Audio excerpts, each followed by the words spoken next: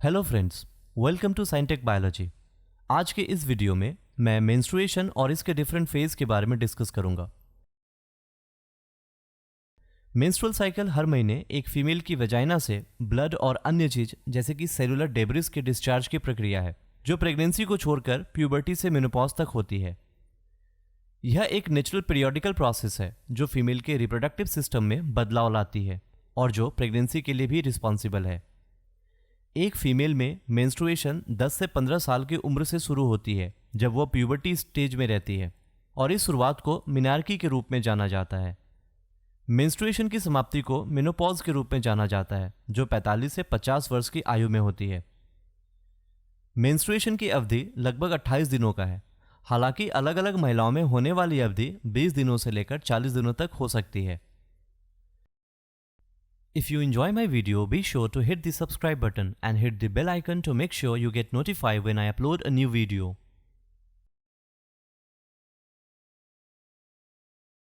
Menstrual cycle एक group of hormone द्वारा नियंत्रित किया जाता है, जो ब्रेन में दो संरचनाओं पिट्यूटरी ग्लैंड और ओवरी के साथ हाइपोथैलेमस द्वारा निर्मित होता है।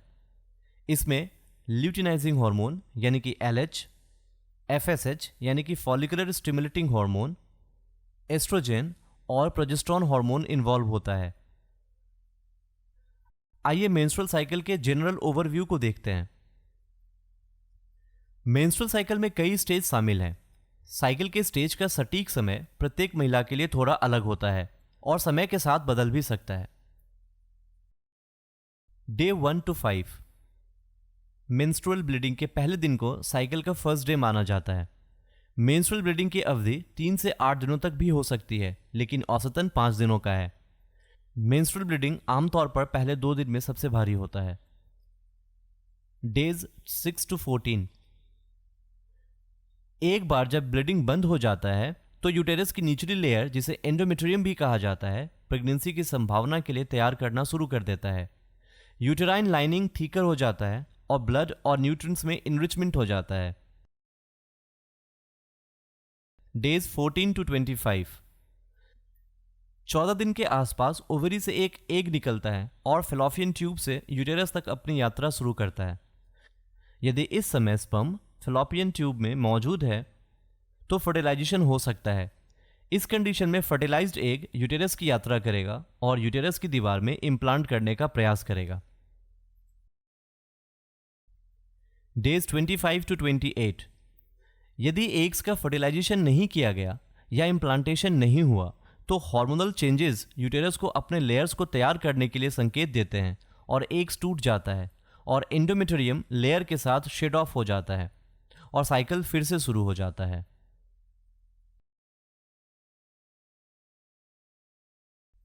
आइए देखते हैं मेंस्ट्रुअल साइकिल को डिटेल में। मेंस्ट्रुअल साइकिल के दौरान फीमेल के रिप्रोडक्टिव सिस्टम की ओवेरी और यूटेरस में बहुत सारी चेंजेस होती है, तो इस मेंस्ट्रुअल साइकिल को ओवेरियन और यूटेरियन साइकिल द्वारा डिस्क्राइब किया जा सकता है। Ovarian cycle. ओवेरियन साइकिल में ओवेरी में फॉलिकुलर सेल्स का फॉर्मेशन और मैच्योरेशन शामिल है। ओवेरियन साइकिल में फॉलिकुलर फेज, ओव्यूलेशन फेज और ल्यूटियल फेज शामिल है। Follicular phase. Follicular phase ovarian cycle का पहला हिस्सा है।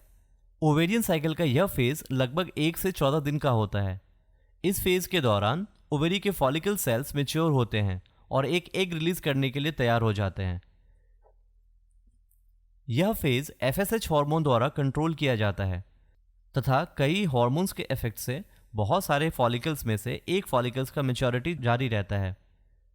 मैच्योरिटी तक पहुंचने वाले फॉलिकल्स को ग्राफियन फॉलिकल्स कहा जाता है और इसमें ओवम होता है। Ovulation phase. Ovulation ovarian cycle का दूसरा फेज है, जिसमें ओवेरी के मैच्योर ग्राफियन फॉलिकल से एक मैच्योर एग निकलता है। मैच्योर एग लगभग 14th डे पर रिलीज होता है। ओव्यूलेशन LH हार्मोन्स के सडनली बढ़ने से होता है। Luteal phase. Luteal phase ovarian cycle का अंतिम चरण है। लूटियल फेज के दौरान पिट्यूटरी हार्मोन FSH और LH ओव्यूलेशन के बाद बचे फॉलिकल्स को कॉर्पस ल्यूटियम में बदल देता है। इसी कॉर्पस ल्यूटियम से प्रोजेस्टेरोन हार्मोन्स बनता है। यह हार्मोन एफएसएच और एलएच के प्रोडक्शन को भी सप्रेस करता है। नतीजन एफएसएच और एलएच का लेवल समय के साथ जल्दी गिर जाता है और प्रोजेस्टेरॉन के फॉलिंग लेवल मेंस्ट्रुएशन को ट्रिगर करते हैं और अगले साइकिल की शुरुआत होती है। आइए देखते हैं मेंस्ट्रुअल साइकिल के दौरान यूटेरस में क्या क्या चेंजिंग होती है। यूटेरियन साइकिल। यूटेरियन साइकिल में यूटेरस के एंडोथेलियल लेयर्स में परिवर्तन शामिल है। इसे 3 फेज में बांटा गया है। यूटेरियन साइकिल में मेंस्ट्रुएशन फेज, प्रोलिफेरेटिव फेज और सेक्रेटरी फेज होते हैं।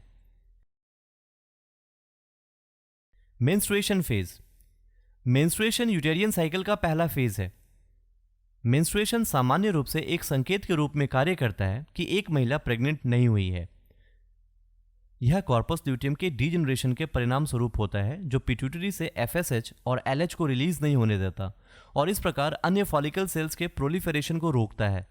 यह फेज आमतौर पर लगभग 3 से 5 दिनों तक रहता है, लेकिन कुछ महिलाओं में 2 से 7 दिनों तक हो सकता है।